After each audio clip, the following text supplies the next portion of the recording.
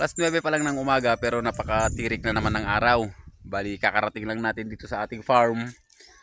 And may dala tayong mga gulay dito na mga galing sa palengke. So tinawag kasi sa atin kanina na mayroon daw mga gulay na hindi na maganda sa paningin kaya or paningin ng mga mamimili kaya sa atin na lang binibigay. And nagdala rin po ako ng konting damo na ipapakain natin sa ating alagang tupa. Actually pang 2 days na po natin silang dinadalhan dahil nga pag puro darak lang is parang hindi naman sila nabubusog. O, napapawi lang siguro yung kanilang gutom pero hindi sila totally mga ka-agri dahil alam naman natin na kailangan pa rin sa kanilang diet itong damo. So konti lang yung nilalagay nating damo. Mayroon lang silang pang kain-kain. And naglalagay pa rin po tayo ng darak. So ayan, nilagay lang natin muna at kakainin nila. And nung nakaraan is nilipat ko pala yung ating isang inahin na native dito na baboy. Ang problema is inaaway nilang dalawa. And hindi ko pa kasi natatapos itong natin. Itong pintuan niya dito dahil nga sa paiba-iba yung ginagawa natin. Hindi tayo matuloy-tuloy dahil nga napakarami nating ginagawa. And pag time na gumagawa tayo is biglang tinatawagan tayo, may papagawa na namang iba kaya hindi talaga tayo matapos-tapos.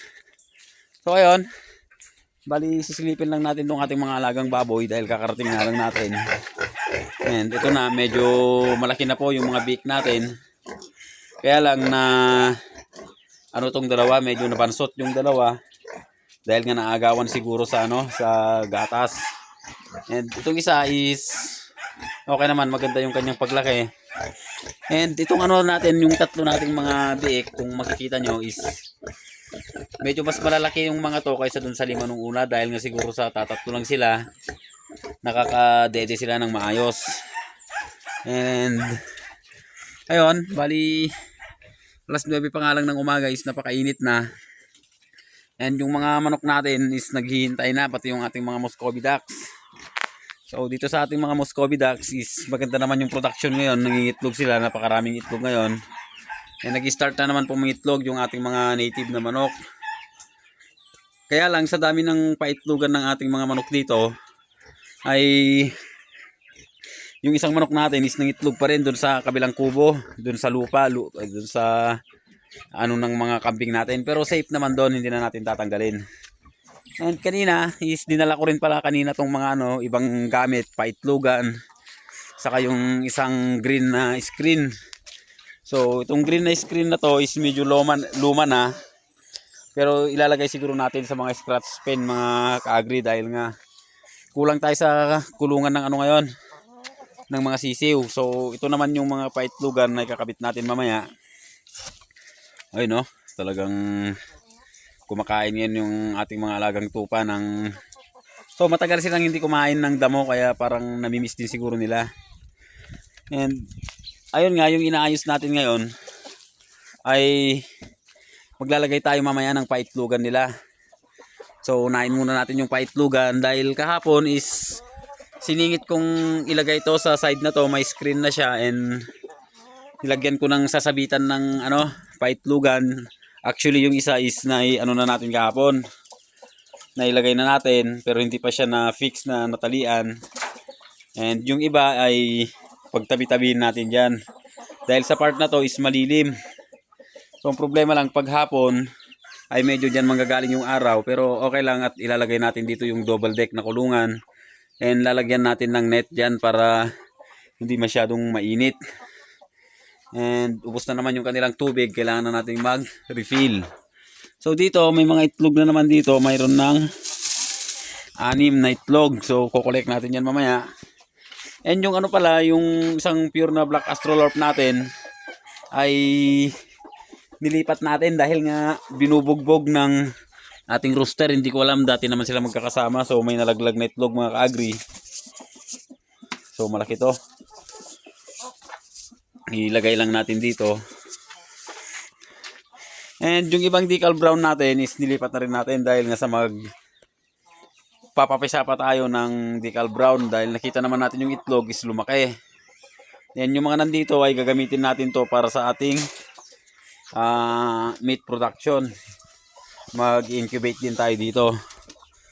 So yan, yung rooster natin. So malapit nang palitan yan. And mayroon tayong 11 na sisiw. Ayun. So hindi naman sila inaano ng mga ibang manok mga ka-agri. Yun ang kagandahan dito. Dahil nga medyo matapang yung ina, hindi nila masyadong nilalapitan yung mga anak. And ito, mayroon ding 5 sisiw. So kulang tayo talaga ng mga ka-agri. Kaya gusto ko nang dalhin dito yung 2 kulungan pa dun na available sa ating breeding area. And dito natin sila ilalagay. Kaya ang problema lang, wala pong mapagsakyan. Kaya hindi muna natin madala-dala dito. So habang hindi pa natin nadadala dito, gagawan muna natin ng paraan. Dahil may kabigatan kasi yung ating kulungan. And ayun nga, puntahan lang natin yung ating mga decal browns. So hindi pa tayo nakakapagpakain, kakarating lang natin kasi. So yung mga decal browns natin ay nandito na nga. Dahil magpapapisa tayo ng pure. So subukan pa natin magpapisa mga ka-agri. So mayroon ditong 5 inahin at 1 rooster. Bali mayroon pa tayong isa sa baba. Sinipon kasi kaya ginagamot muna natin. So mayroon na silang mga itlog doon. May 3 yata nakikita ko.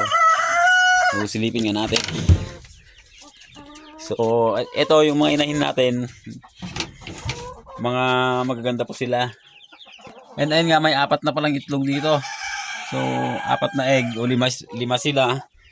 So almost 90%. O mayroon na rin pala isa dito. Lahat sila ng itlog mga ka-agri. Yan ang problema, wala nang tubig. So napakainit po talaga itong mga manok natin sa labas is nagkakaroon na ng halak. So bumili ako ng gamot kanina. And ililipat siguro natin sila ng pwesto pagka naayos yung isa. Dito naman ay gutom na tong ating mga alaga. So ayos naman yung kabuuan dito sa ating farm ngayon kahit sobrang init.